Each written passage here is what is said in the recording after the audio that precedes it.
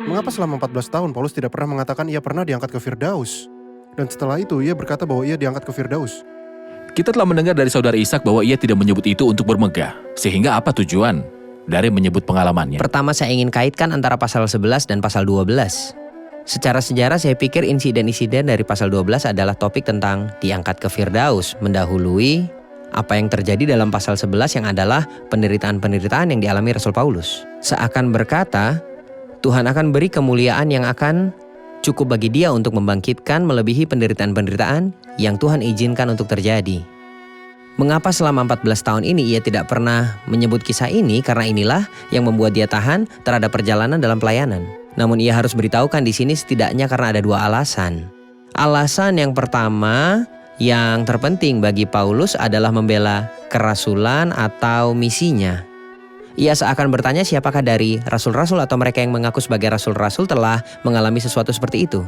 Hal kedua, untuk membuat kita sebagai orang-orang percaya mengangkat mata kita ke surga di mana Kristus ada dalam kemuliaan. Karena itu kalau kamu dibangkitkan bersama Kristus, carilah perkara yang di atas. Ketika kita mengarahkan pandangan kita kepada Kristus, seperti Stefanus ketika sedang dirajam, ini akan membantu kita dan memberi kita kuasa dan kemampuan untuk menanggung segala rasa sakit dalam pelayanan. Tidakkah Anda lihat saudara Muin bahwa itu sangat sulit? Sehingga Allah membawa Paulus pada awal pelayanannya ke tempat tertinggi, surga ketiga, di mana ia mendengar pewahyuan terbaik, dan melihat berbagai penglihatan setelah itu.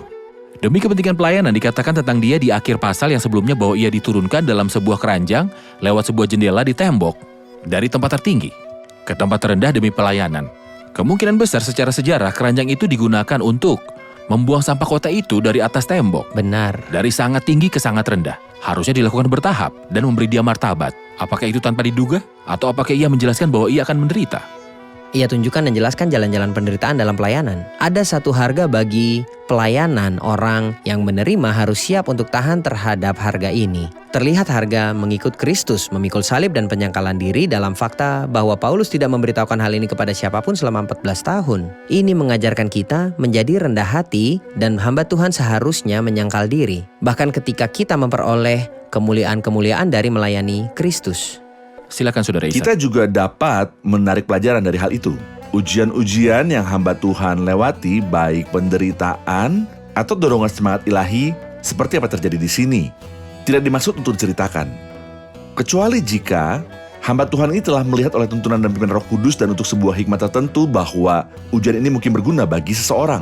Dalam suatu posisi spesifik dalam kasus itu, ia dapat memberitahukan itu, namun masalahnya bukanlah untuk memberitahukan dan bermegah. Sebagai tambahan untuk apa yang telah Anda katakan, saya melihat bahwa baik ujian-ujian di masa lalu seorang hamba Tuhan ataupun rencana-rencananya untuk masa depan harusnya tidak boleh banyak diceritakan karena kita tahu ada sebuah pertempuran sengit antara kerajaan kegelapan dan orang-orang percaya.